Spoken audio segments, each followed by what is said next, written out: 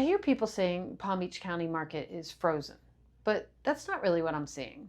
Yes, some homes are sitting. They're not getting showings, they're reducing their price, and they're just not selling. But at the same time, other homes are still selling quickly. So what's the difference? And if you're thinking about buying here, this is where you can either make a really smart decision or a very expensive one. Welcome back to the channel. If you're new here, my name is Linda Brennan and I help people buy, sell, and relocate throughout Palm Beach County, especially our western communities like Wellington, Royal Palm Beach, Loxahatchee, Palm Beach Gardens, Lake Worth, and Westlake. So if you're trying to figure out where to live or what actually makes sense in this market, you're in the right place. Let's simplify this first. The homes that are selling right now are move-in ready, priced realistically, and don't come with a lot of unknowns. The homes that are sitting usually need work. They're priced like it's still 2021. Or they're newer resale homes where the seller bought at the top of the market, added upgrades, and now they're trying to compete with the builders who are undercutting them with incentives. Now, here's what that means for you as a buyer. When you hear that homes aren't selling, that's not necessarily a warning sign. That's where your opportunity is. Because the homes that are sitting are the ones where you may have room to negotiate, more time to think, and the ability to structure a better deal. But you have to understand why they're sitting. Let's talk about pricing, because this is one of the biggest opportunities for buyers right now. In many parts of Palm Beach County, we're seeing homes sell at about 91% of the list price. What that really means is a lot of the homes are starting too high and adjusting down to where the market actually is. So when you're looking at a home, don't just look at the price today, look at how long it's been on the market. Look whether they've already reduced the price and start thinking about where they are in that adjustment cycle. Typically what I'm seeing is if the home is priced right, it sells within about 30 days. A list price at the list price or slightly under, maybe a 3% reduction. If it's a little high, it takes about 45 days and it's going to have a 5% reduction. And if it's significantly overpriced, it can take 60 days or more with a 10% or higher adjustment. So when you see good homes sitting, a lot of the time, it's not the house, it's the pricing.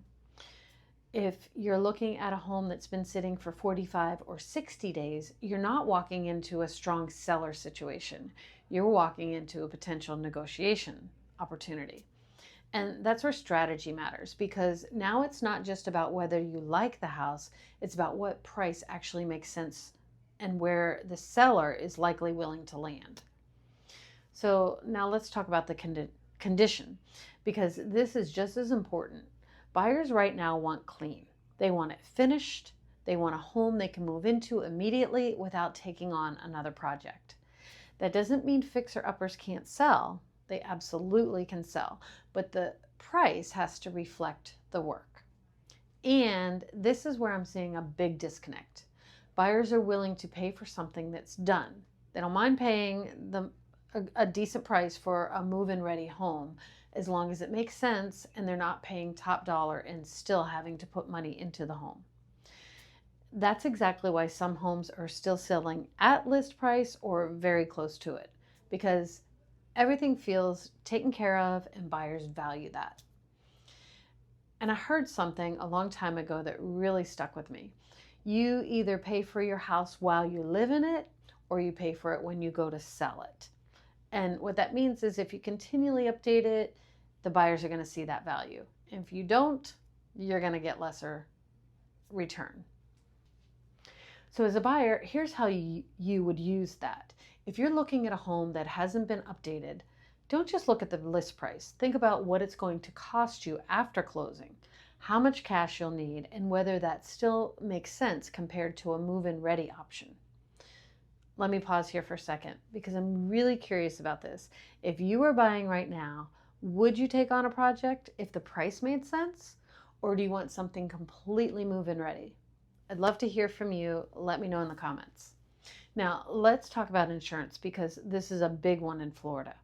Buyers are looking very closely at roofs, air conditioners, water heaters, and electrical systems, because all of that affects insurance, and insurance affects your monthly payment.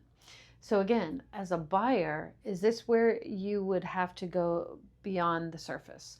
A home may look like a great deal online, but the roof may be older and the insurance quote could come in high.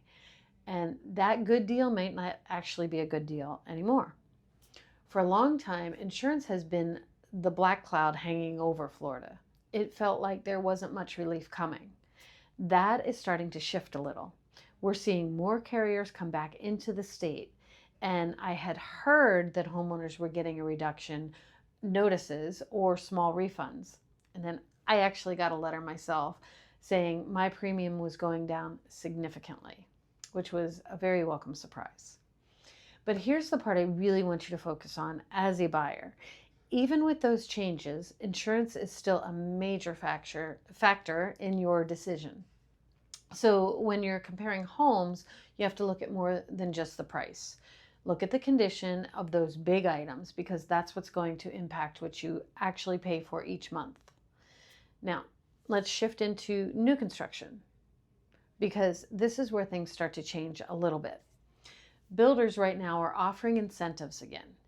Interest rate buy downs, closing cost assistance, and move-in ready homes. So as a buyer, you're not just choosing between homes, you're choosing between resale and brand new construction. And sometimes even if the price looks higher on new construction, the monthly payment might be better. And this is due to insurance as well, because you have the latest codes and the newest building materials. This is very different than it was a couple years ago, though, because back then you might have had to wait a year and often 2 years to get into a brand new home, because they were all being built. But now in many of those communities, there are homes that are available for much shorter timelines. The builders have caught up, and that timeline changes that conversation completely. So here's the flip side. Some of the homes built between 2020 and 2022 are now being resold.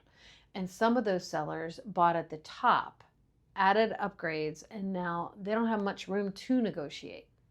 At that same time, sellers, those same resale homes can actually be a really good opportunity.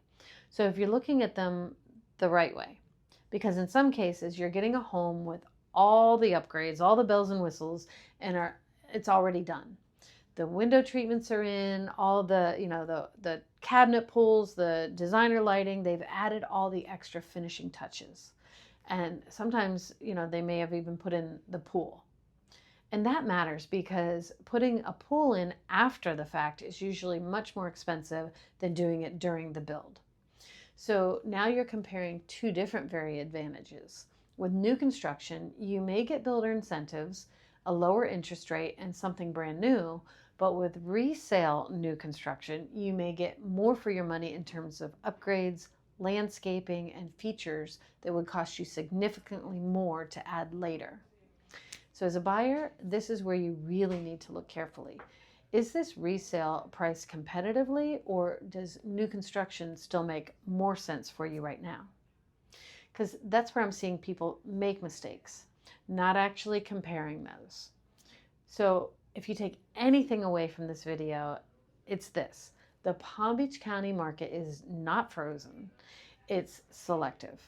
The right homes are selling, and sometimes competitively. The overpriced homes are sitting, and the homes that don't make financial sense are just not selling. And if you understand that as a buyer, that's where your opportunity is. Let me ask you one more thing. Do you think buyers are being too picky right now, or are they just being more realistic? I'd really like to hear your take on that. And if you're trying to figure out where you fit into all of this, please reach out. If it makes sense for us to work together, we'll move forward. If it doesn't, I'll point you in the right direction. Either way, you'll have clarity before you make a big decision. All of my information is in the description below. Thank you so much for watching, and I'll see you in the next video. And if you're planning a move to Palm Beach County, make sure to check back. I add new videos every week to sharing what's actually happening here so you can make the right decisions for you.